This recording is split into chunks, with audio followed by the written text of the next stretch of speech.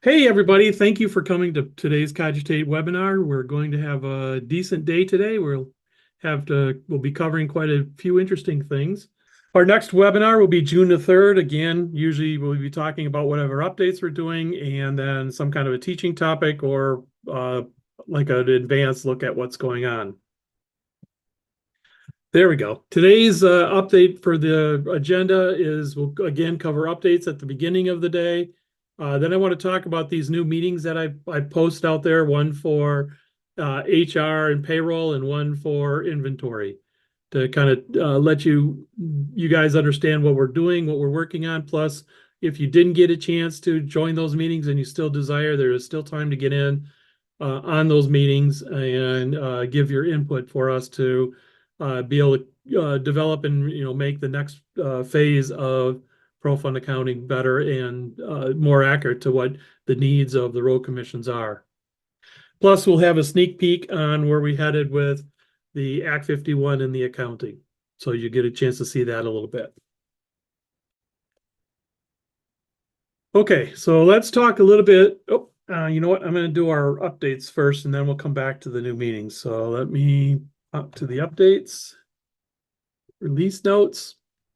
All right, so this last month we did, towards the end of the month, we had a little bit of payroll things that came up for being able to set supervisors and things like that for employees. I'm not going to really cover that. What I want to talk mainly about is actually this time reports, which I usually don't do reports. We did add the W-4s for the states in on this round, and then we did several little IRS W-4 form updates that we had to do. So we did the IRS W-4 and most of the states W-4s that did have a brand new W-4. So you'll be able to see those in the system. If you've got somebody with the New York, you'll see the New York. If you have Michigan, you'll see Michigan, obviously. We fixed a number of time card issues in the being able to see things. We've been really working hard on making sure our software works with all the different themes that we have. And so if you picked some of the themes would mask out some of our colorations. So we've now been able to spend the time to highlight those colorizations and make those change as well with your themes. I'm not going to kind of show that, but you get the understanding. So if you do want to expand beyond what we currently have, I don't know if you realize it. I'll quickly just show it quickly as the themes. I got a lot of windows that pop up in different places, but if you go to personalization, we have the different themes here that you can choose from. And there's a lot more of them here. And they do a lot of different things. I'm going to stay on the Office colorful one, but you can change your window color here. I'll change it to something a little bit more fancy today. Oh, let's Dodger blue. Sounds like a plan. So if I say done, now the title bar is Dodger blue. You can play with all that, but you get the understanding. It's really there's just a lot in here that you can do. If I want to keep this, I actually have to close the program and re-enter and re-log in, but I'm not gonna for the webinar. All right, so the reports that I wanted to look at there's two of them. The first one we're going to look at is under the human resources, and there's only one. The new government, the new state of Michigan requires the employers that have the public institutions that do have a union are required to provide this this report to your union officials whenever asked for it, or it's supposed to be on a quarterly. So as you hire somebody or terminate someone, they're supposed to get a copy of this report sent to them. So let's just go ahead and run that. And if we come in here, you do a date range. So we're just going to do, I'm not sure what we'll do with the first. And what this will do is it'll limit the people who are active during that date range. 2012. Okay, fine. And then we'll do today. So this is the report that they need to have with the information that is part of that request. The part of what the state of Michigan has said is supposed to be the fair, and so that way you can have the employer, the person who does the reporting will be able to then send that off to the wherever the union officials are, so that they can have the information that they need to have. The next report that I wanted to cover, or first of all, any real questions about what that state is, what the act is. If you look up Act 236 for Michigan, you'll see a bill what's that bill number, Paul? 165? Can't hear you, Paul. That bill number was, I believe it was 123 or 132, or maybe it was 165. We can't remember. She just signed it in February of this year, so it's kind of a new thing. Anybody out there know what the bill number is? You even know what I'm talking about? Oh, 169. 169. Enrolled Senate Bill 169. Okay. So we've got that for you available to go in the HR area. And if I turn around, and the other report was in general ledger, this one's a little bit more exciting for everybody. Over the years, things have happened where we've had certain account numbers that were used when we did different automated journals. We've had some places that had an account number and was able to somehow remove that account number or did a restore and change it. We have this new report at the bottom called Transactions with Undefined Account List. What this will do is it's going to look at your GL Trans and tell us any account number that doesn't have it. And again, you can do it for a date range. For today, I'm going to do it for the whole day, well, all the way up until today. Doesn't take too long to run, but we're going to go ahead and let it go, like I said.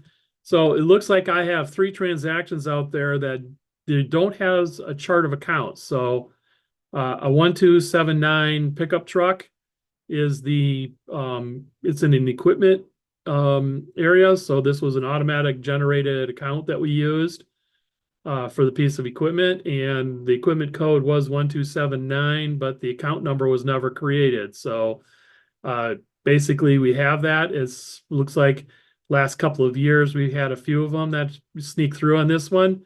So you can just go back to your chart of accounts and look that up. And so if we do that, we can add that account number, rerun this report, and it should drop off the report. It's important to make sure that you do have an account number for everything that you have a transaction for. Unless unless this number in the transaction that it's showing is something that's so bizarre, you need to actually modify the transaction itself to be correct. So you have 2 ways to go. You can get to the transaction line number itself and make the modification, or you can simply add the account number that is missing into your chart of accounts.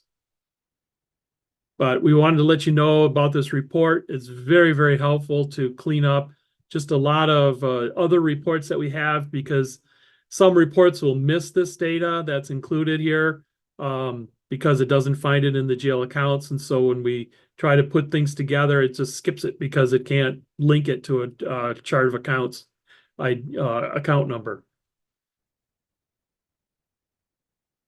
So pretty straightforward, very good report to have, very good diagnostic tool. Please, everybody, get a chance to run this so they get a chance to, you get a chance to clean up anything that might be outstanding, even if it's in previous years, like this one's 2011, 12, 13.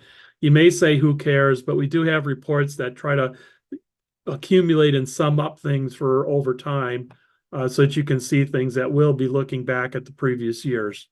So please, get a chance to run this report. It's called Transactions with Undefined Accounts List. It's not that hard to use. Again, you can, if you get so many, sometimes there was like during the conversion phase, there was a gob of them. Those don't really need to be resolved. It's mostly, post that. So if you have some like 2005 or 2004 dated, those probably are okay to, ignore. But anything after that that you're actually using ProFund on, we really should have the account numbers in there. And again, this comes from State Trunk Line doing this, a lot of times we'll have a State Trunk Line update that we did like the transfer, like to the 187, 180, the 187 and the, I can't remember what the other one is, the benefit one. But basically the two different account numbers there, if they didn't exist, it would just put the record out there anyways, as though it did. And of course you didn't have that set up, so we need to make sure that's set up. For the most part, as you've been going forward, we've been trying to do a good job at making sure that the account numbers are there. But there's always things in the history in the past that might have slipped through that we really need to make sure, is intact and updated correctly before too much longer. So any questions about these two wonderful reports? So the new meetings that we have is we're having two categories trying to go simultaneous because we have a lot of abilities to do different changes right now. We have a payroll and an HR meeting that's going on and an inventory meeting. Now we had our first meeting for payroll and HR, and what we're trying to do in the payroll and HR is in the course over the years, we've kind of moved, did everything under payroll for employees, and we really didn't pay any attention to the fact that they're possibly, now I understand most of you don't have a separate HR place, but those who do, there really wasn't a way for that HR person to do its functionalities outside of what the payroll. So we're trying to figure out what that, fine lines, delineation between the two is. And we've come up with quite a few things that were interesting in our first meeting, and those changes will be showing up over time over this next summer a little bit. So you'll be seeing some of those changes come to fruit. Other ones will be postponed for a bit. But again, the idea here is managing employees correctly in the new way that there's just a lot of requirements and things like that are coming through from the government. There is now indicating how we have to manage certain things. We want to make sure we honor that, as well as trying to make the system a little easier and less trying to hunt and peck where we have this value stored. So if you want to be part of that meeting, simply send me an email and say, I'd like to be part of the payroll and HR, indicate which meeting you'd like to be part of. And I'll add you to the roster and send you the link to our the first recorded meeting that we had. Inventory has their first meeting tomorrow.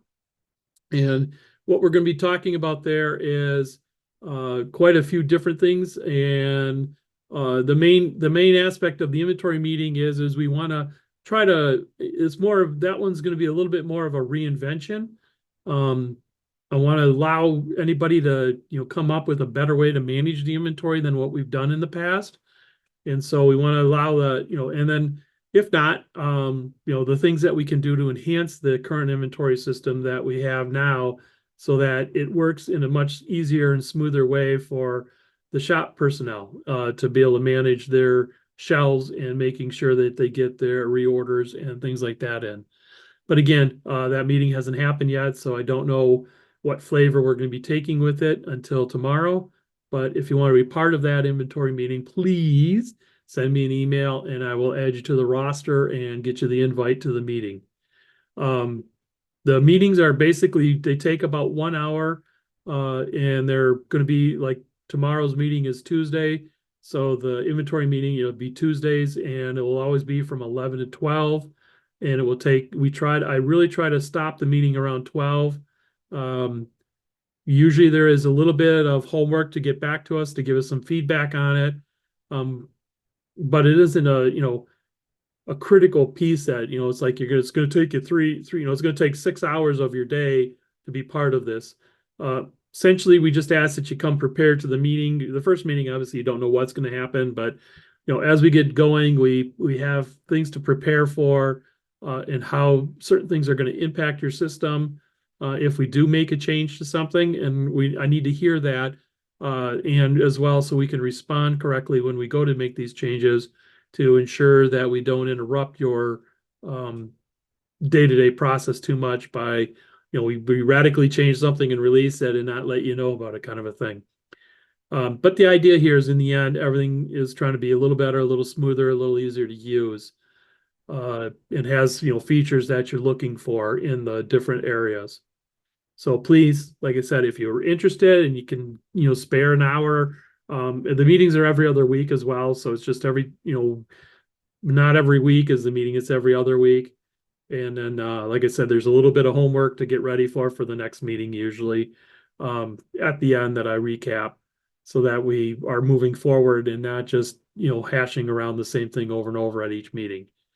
So again, we need the help. We want the input. So this is your chance to, jump in and get input to us. Again, all it takes is simply just send me an email with, and if you're going to be submitting other people, then I need their emails to be able to add it to the list of people to invite. Then those who show up at the meetings will be, the ones that we rely on. Obviously, if you don't, participate, you shouldn't really complain. So again, it's a chance for everybody to get an open forum opportunity. There's not, we don't, no idea is a bad idea during these meetings. We're just looking for the input that will help everybody go. And it's a Zoom meeting, so it's obviously there's no travel involved or anything like that. But we would really appreciate as many people as we can get into these meetings, so as we get a wide perspective of how different places work, because everybody's a little bit different, and we're trying to not unify it, but just make sure we're understanding of your particular way you do something at your location. It might be different. That may be better for everybody to do. That, we just don't know.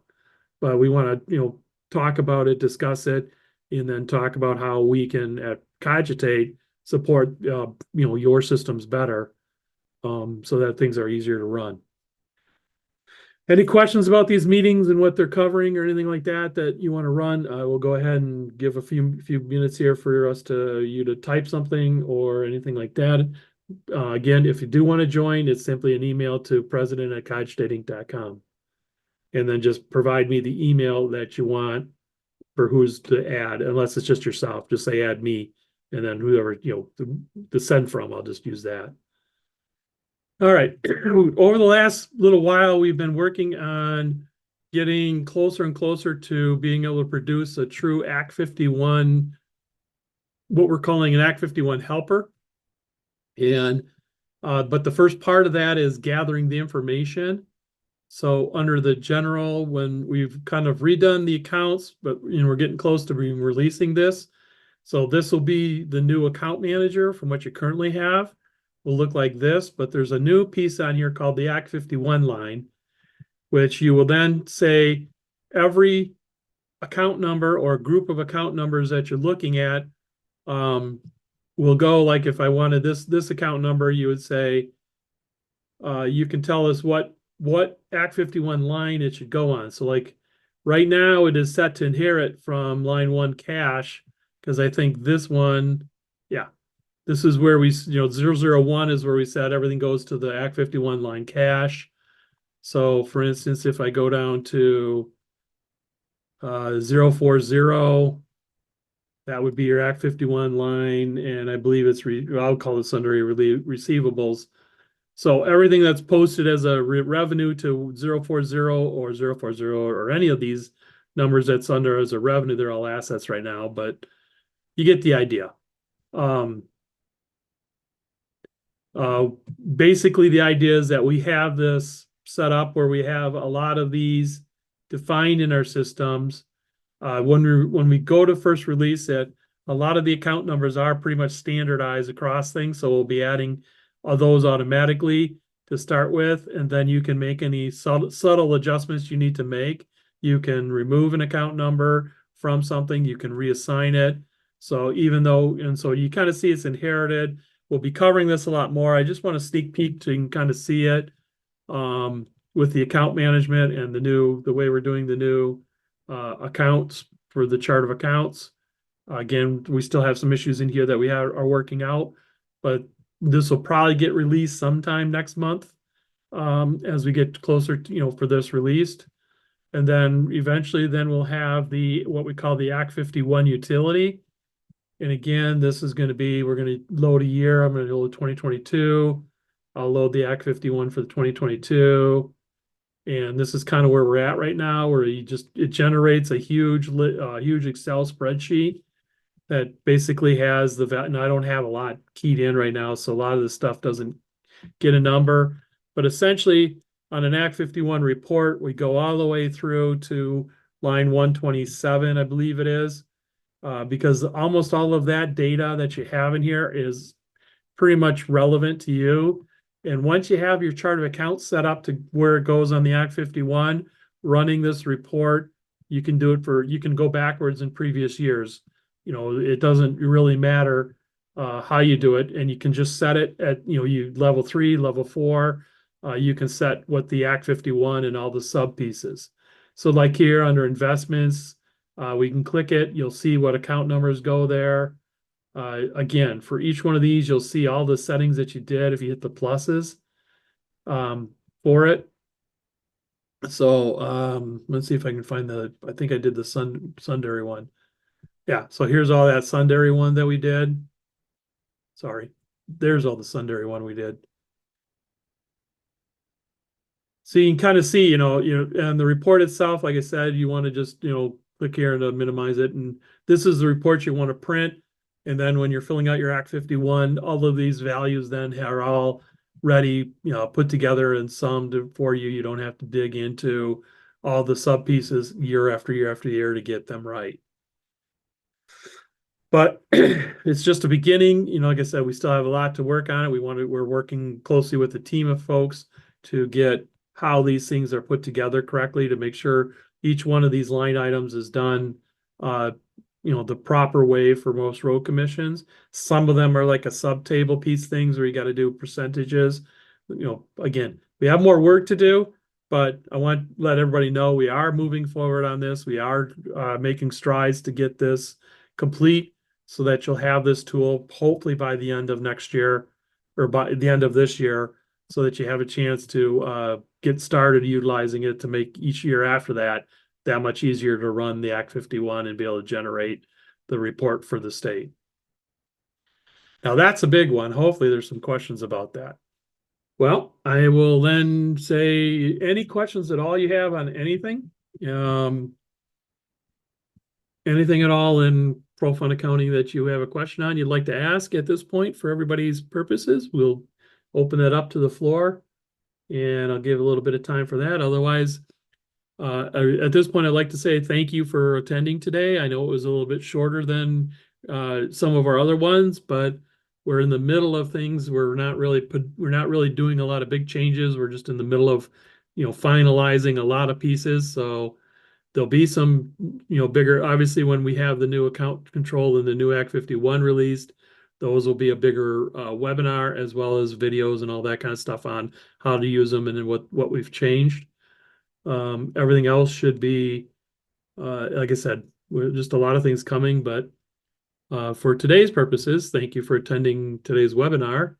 And if you don't have any questions, nobody's going to ask any questions. We do have a question. Very good. Okay. What is our question today?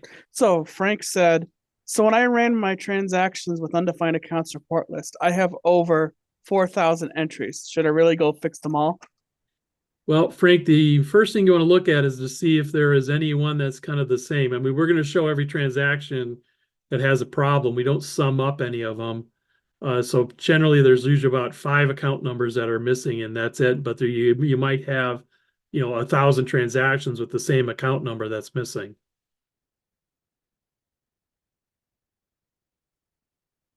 So that's why we indicate you really want to take a look at.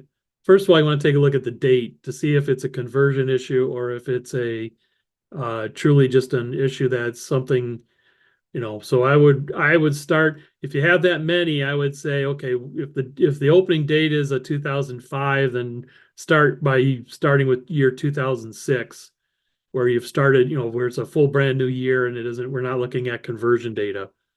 But if you do want to, yeah, you really do.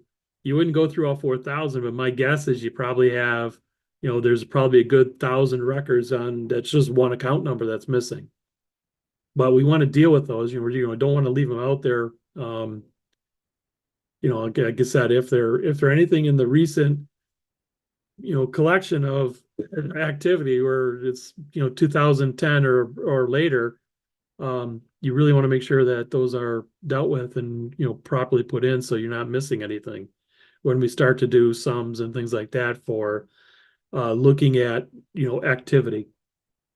All right, well, I'm going to call this a meeting. Again, of course, you always know you can reach us at Koch Data Support with 866-634-9991.